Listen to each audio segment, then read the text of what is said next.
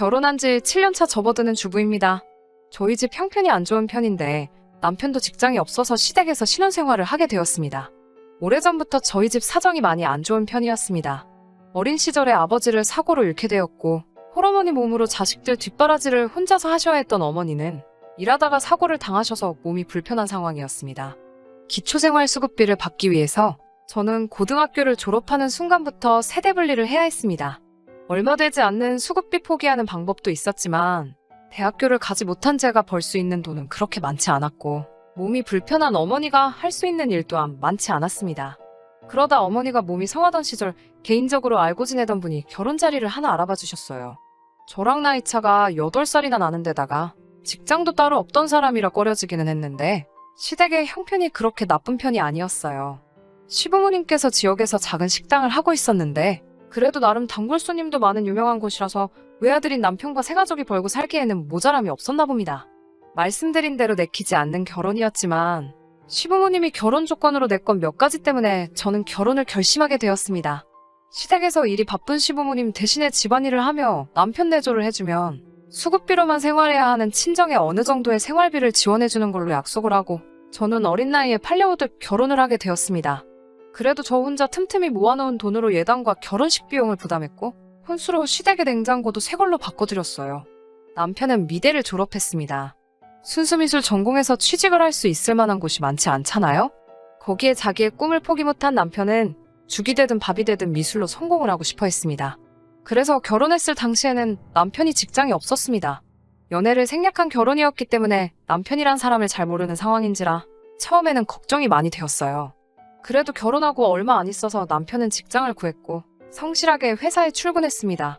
시부모님께서도 결혼하고 나서 제 덕에 남편이 정신을 차렸다 하시며 좋아하셨어요. 같이 살긴 했지만 서로를 잘 몰랐던 터라 백수였던 부분이 많이 걱정이 되었지만 저한테도 참 잘했고 직장을 구한 뒤에는 약속한 대로 친정의 생활비를 지원해주기 시작했어요. 결혼하게 되면서 급하게 구한 직장이다 보니 월급이 얼마 되지 않아서 친정에 지원해주는 생활비는 한 달에 30만 원 정도로 많은 편은 아니었습니다. 애초에 친정에 생활비를 지원해주는 건 시부모님이 해주시기로 한 약속이었는데 결혼하고 나서 첫 달만 생활비조로 50만 원을 주셨어요. 그마저도 남편이 취직을 하게 되면서부터는 저희가 앞으로 독립할 자금을 모아주신다며 시부모님이 지원해주시던 돈은 끊어지게 되었습니다. 제가 결혼 전에 어머니와 가족들에게 보내던 돈이 달에 80만 원 정도 되었기 때문에 따지고 보면 제가 결혼하고 나서 저희 가족에게 주던 돈은 훨씬 줄어든 거나 마찬가지였어요. 저는 시부모님을 모시며 내조를 해야 한다는 이유로 그나마 다니고 있던 직장마저 그만두어야 했기 때문에 저의 가족들은 오히려 제가 결혼하기 전보다 상황이 어려워졌습니다. 솔직히 계산상 맞지는 않았지만 언젠가는 저희도 시부모님을 떠나 독립을 해야 했고 친정에 지원을 해주지 않는 대신에 저희를 위해 돈을 모아주시는 부분이니 최대한 이해하려고 노력했습니다. 남편이 벌어서 보내주던 돈도 아직도 혼자서 동생들 돌봐야 하는 홀어머니한테 큰 도움이 되리라 믿었고 남편이 회사 생활을 하며 월급이 오르면 그만큼을 더 저희 집에 지원해준다는 말을 굳게 믿었습니다. 그런데 취직을 하고 1년이 지날 때쯤부터 남편이 아직 철이 없는 사람이라는 느낌이 들기 시작했어요. 저보다 8살이나 많은데 생각하는 건 완전 어린애 같았습니다. 하고 싶지 않은 직장을 구해 억지로 하고 있는 걸 알았기에 퇴근하고 온 남편 힘내라는 의미로 응원을 해주고 싶었어요. 제가 할 수 있는 건 위로의 한마디뿐이었지만 제가 늘 고마워하고 있고 응원한다는 마음을 전해주기 위해 퇴근한 남편의 어깨를 주물러주면서 우리 남편 일이 힘들어서 어째? 나 때문에 고생이 많아. 지금도 고생하는 거 알고 있지만 앞으로의 미래를 위해 지금처럼 계속 힘내줘. 라고 따뜻한 말 한마디를 건넨 적이 있어요. 돌아온 남편의 반응은 제 예상을 훨씬 넘어서는 대답이었습니다. 그래도 우리 서로 잘 되자고 하는 일인데 열심히 해야지 라는 대답을 기대했던 건 제 욕심이었나 봅니다. 남편은 그러게 너 때문에 이게 다 뭐냐? 진짜 결혼 괜히 한 것 같다. 라고 말하며 자기는 화가가 되는 걸 포기할 생각이 없고 앞으로도 유명해지려면 꾸준하게 작품 활동을 해야 하는데 회사 때문에 시간이 나질 않아 정말 걱정이라고 하더라고요. 결혼하고 나서 시부모님 모시며 저는 집안 살림을 하고 있는 게 남편의 눈에는 제가 집에서 놀고만 있고 자기 혼자서 외벌이를 하고 있다는 게 공평하지 않다는 생각을 했나 봅니다. 그날 이후로 저는 퇴근한 남편에게 이런 식의 따뜻한 말 한마디를 건네본 적이 없어요. 좋은 이야기 들을 것도 없고 저 때문에 자기가 자신의 미래를 포기했다는 식의 대답을 들으면 저도 그게 마음에 부담이 되었거든요. 그러다 언젠가는 저희 어머니한테 보내줘야 할 생활비를 보내주지 않았더군요. 동생들 등록금 때문에 지출이 크던 상황이었던지라 푼돈이기는 하지만 그 돈이 필요하던 상황이었습니다. 기다리다 못해 제가 먼저 남편에게 친정의 생활비를 언제쯤 보내줄 수 있느냐 고 물어봤어요. 그런 남편은 저에게 집안일 하는 게 뭐가 그렇게 벼슬이라고 그걸 가지고 부담을 줘. 너 놀 만큼 놀았잖아. 내가 왜 너네 집 생활비까지 벌어야 돼? 사지말쩡한데 니네 집 생활비는 네가 벌어다 주는 게 맞지 않아? 라고 말하더라고요. 그 주말에 남편은 시부모님을 불러 모아 저를 앞에다 두고 이렇게 이야기하더군요. 얘 집에서 하는 것도 없는데 최저시급만 주고 엄마 식당에서 데려다 갔어. 내가 번 돈으로 친정에 돈 주는 걸 당연하게 생각하는 꼬라지 보고 있으면 정말 회사 열심히 다녀보고 싶은 마음조차 사라져. 라고 하더군요. 시부모님도 그러면 안 되지. 우리 아들이 얼마나 힘들게 돈을 벌고 있는데 친정으로 돈을 빼돌리게 둘 수는 없지. 라고 장단을 맞춰주시더라고요. 결혼생활 6년간 새벽 일찍부터 출근하는 시부모님 아침 챙겨드리고 그때부터 청소며 빨래며 집안일 하고 있으면 늦지막히 일어나 출근하는 남편 아침밥까지 매일같이 아침상만 2번을 준비해야 했습니다. 남편 출근시켜놓고 집안일 해놓고 있으면 점심 장사 끝나고 돌아오신 시부모님 식사 준비를 해야 했어요.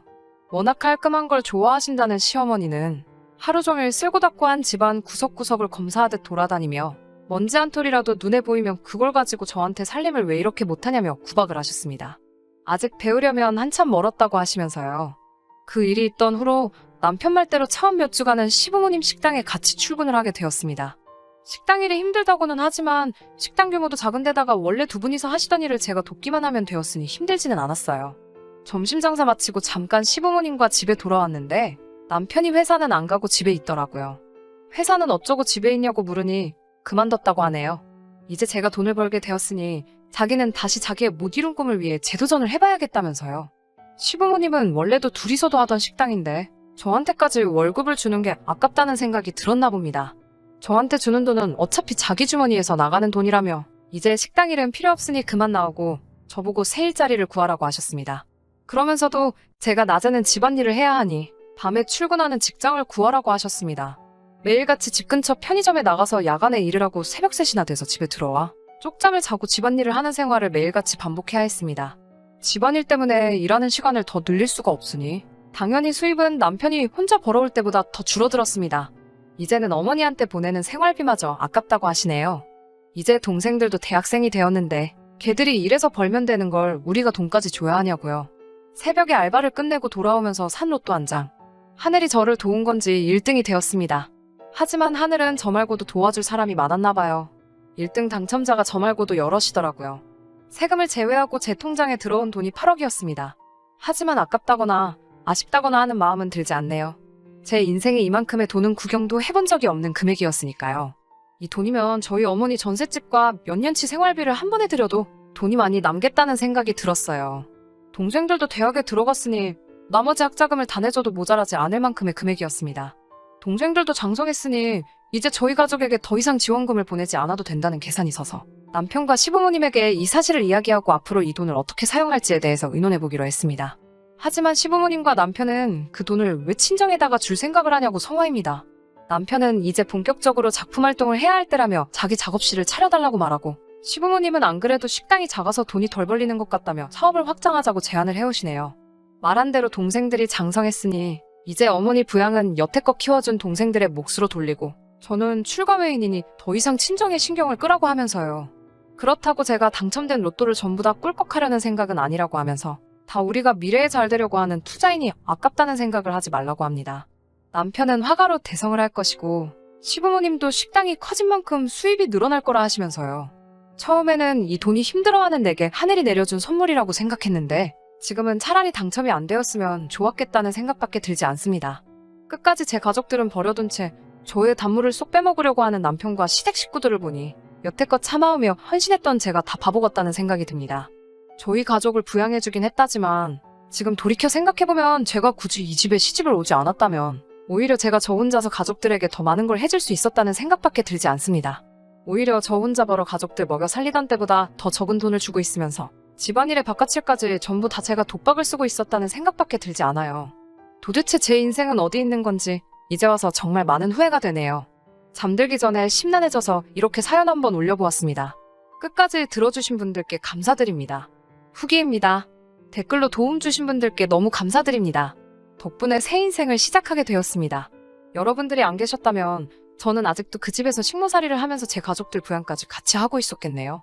특히 로또 당첨금은 이혼 시에 분할 대상에 포함이 되지 않는다는 사실을 조언해 주신 분께는 다시 한번 감사의 말씀을 드립니다.